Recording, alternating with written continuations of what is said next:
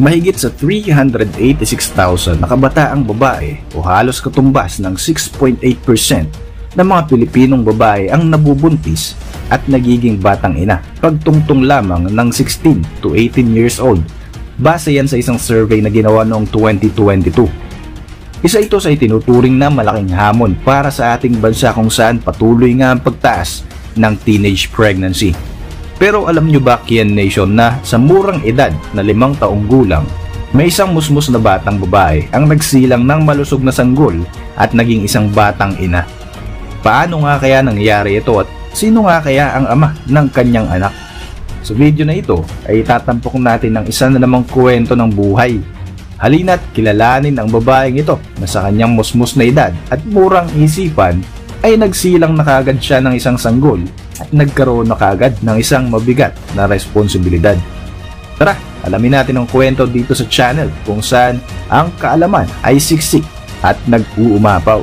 Ako po si Roy Zen, welcome sa Kian Thoughts. Kung hilig mo ang mga ganitong videos, mag-like at mag-subscribe para lagi kang updated sa mga susunod na upload.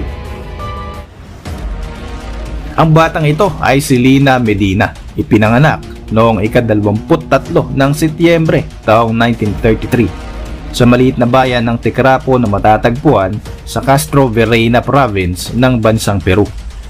Masayahing bata si Lina, kaya naman kinagigiliwan ng batang ito ng kanyang mga magulang at mga kamag-anak. Noong spring of 1939, nakatawag sa atensyon ng kanyang mga magulang ang bagyang paglaki ng kanyang tiyan.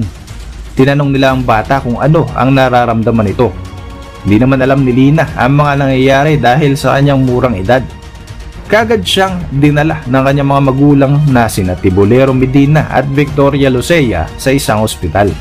Natatakot kasi ang mga ito na baka may tumutubong tumor sa tiyan ng kanilang anak. Mula sa kanilang bayan sa Tecrapo ay bumiyahe pa sila patungong Lima, kabisera ng Peru, upang maipakonsulta ang kanilang anak sa isang magaling na doktor. Makalipas ang ilang eksaminasyon sa kalagayan ng bata, nagimbal ang mag-asawa sa isiniwalat ng doktor na tumingin kay Lina. Ang kanilang anak ay 7 buwan na palang nagdadalang tao. Hindi makapaniwala ang mga magulang ng bata sapagkat iniisip nila na napaka-imposible mangyari ng ganong bagay. Isa pa ay 5 taong gulang pa lamang si Lina.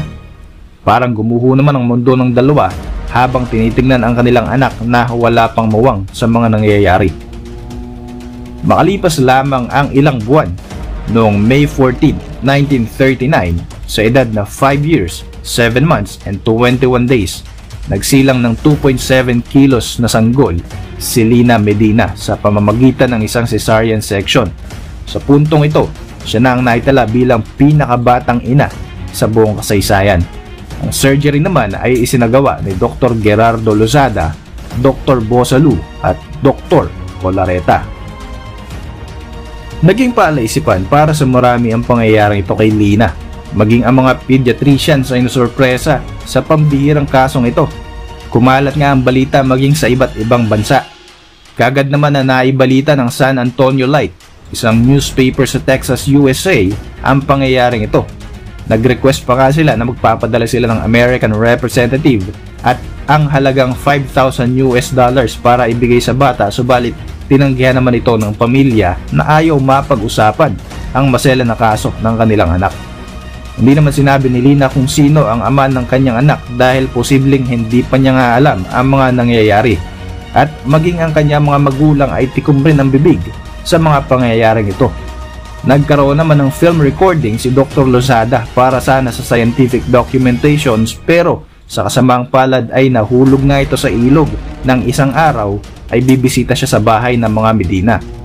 Gayunpaman, hindi pa rin dito tumigil ang mga mananaliksik upang mabigyan ng eksplanasyon ang maagang pagbubuntis at panganganak ng babae. Iba't iba nga mga teorya na lumabas. Mayroong nagsasabing alam din nila kung sino ang tatay ng baby ni Lina. Ayon sa isang pediatric endocrinologist, ang pambihirang kasong ito ni Lina Medina ay dahil sa posibleng nagtataglay ito ng tinatawag na precocious puberty, isang rare genetic condition kung saan ang katawan ng isang bata ay nagde-develop kaagad sa katawan ng isang matanda. Sa sobrang bilis nga ng development ng kanilang mga katawan, posibleng magbuntis na nga ang mga batang babae at makabuntis naman ang mga batang lalaki. Ang mga batang lalaki na may ganitong kondisyon ay lumalagong na kaagad ang boses. Lumalaki ang pag-aari at nagkakaroon na rin ng mga facial hairs katulad ng balbas at bigote. Sa mga babae naman ay nagkakaroon na agad sila ng buwa ng dalaw at sa murang edad ay lumalaki na rin ang kanilang mga hinaharap. Ayon sa pag-aaral, halos 10,000 kabataan ang naapektuhan ng ganito at mas madalas nga na tumatama ito sa mga babae kesa sa mga lalaki. Hindi may paliwanag ng mga eksperto kung ano ang sanhi ng precocious puberty, pero may duda sila na posibleng ang mga bata na biktima ng mga mapagsamantalang mangkanor ay prone sa pag-develop ng ganitong kondisyon. Sa kaso ni Lina Medina, sinabi ni Dr. Edmundo S. Comel sa kanyang medical journal report na nagkaroon ng first period ang batang ito noong siya ay 8 months old pa lamang. Kaiba naman ito sa sinabi ng mga publications na may claim kung saan nagsimula ang menstruation ng bata noong ito ay 3 taong gulang pa lamang.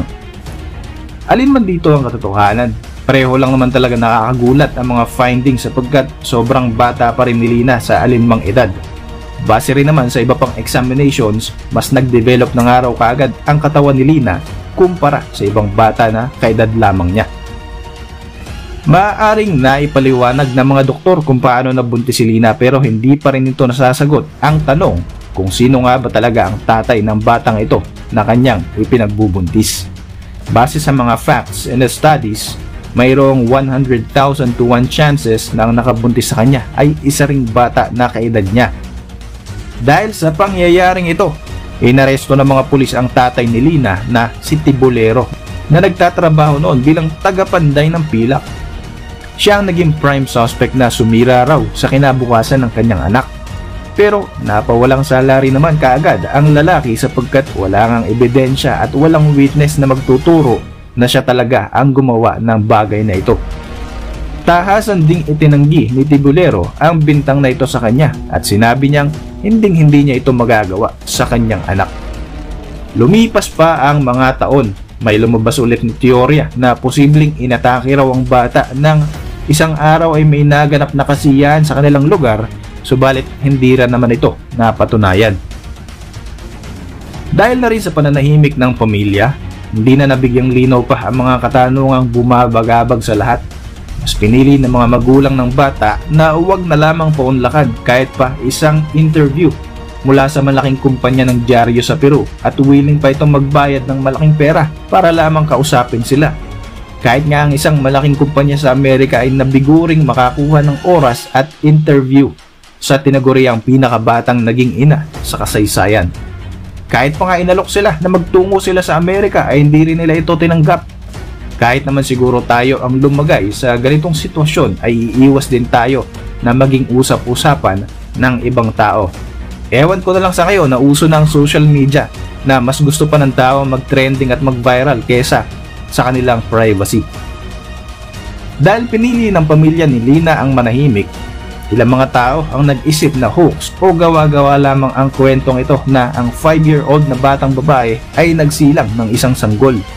Gayunpaman, maraming mga doktor na tumingin sa medical records ni Lina ang nag-verify na ito ay mga totoong dokumento katulad ng mga biopsy, x-ray of fetal skeleton ng uterus at mga larawan ni Lina kasama ang mga doktor na tumingin sa kanya. Sa kabila ng pangyayaring ito sa buhay ni Lina, nabigyan naman siya ng maayos na medical treatment at nagsilang ng malusog na sanggol na pinangalanan niyang Gerardo.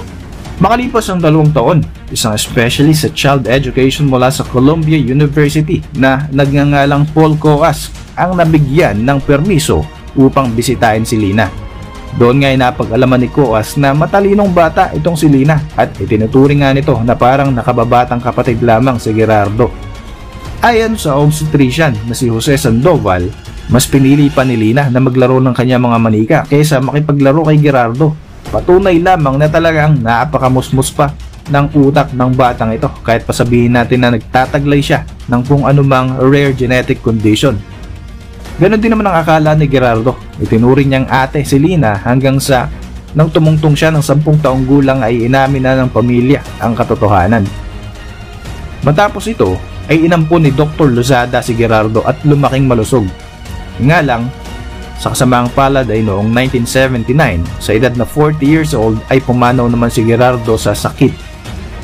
Si Lina naman ay namuhay ng tahimik sa Peru. Naging sekretarya pa nga siya ng doktor na nagpaanak sa kanya. Nakapag-aral din naman siya at ito ay sa tulong ni Dr. Lozada. Nakapangasawa siya at ito ay si Raul Jurado noong 1970s at nabigyan sila ng isang anak noong 1972. Noong taong 2002 ay sinubukan ulit siyang interviewin ng isang reporter subalit ipinagtabuyan lamang ito ng babae. Pero napag-alaman na naninirahan pa rin sila sa isang mahirap naman na lugar sa Lima, Peru. Sa kabuuan, katulad ni Lina Medina, mayroon pang 11 batang babae sa buong mundo ang naitala rin na nagbuntis sa murang edad. Ito nga ay nanganak sa edad na 6 na taon at 8 taong gulang. Kung nagustuhan mo ang video na ito, paki-like na rin bilang suporta. Para sa inyong reaksyon, mag-iwan lang ng komento sa ibaba ng video na ito. Special shoutout sa mga sumusunod. Shoutout kay Syler Cortizano, Minet Baas, Rodrigo Arpon Jr., Muhammad Ismail at kay Metalworks Project MWP. Hanggang sa mga susunod na video, maraming salamat po sa inyong panonood at patuloy na suporta, Kid Nation.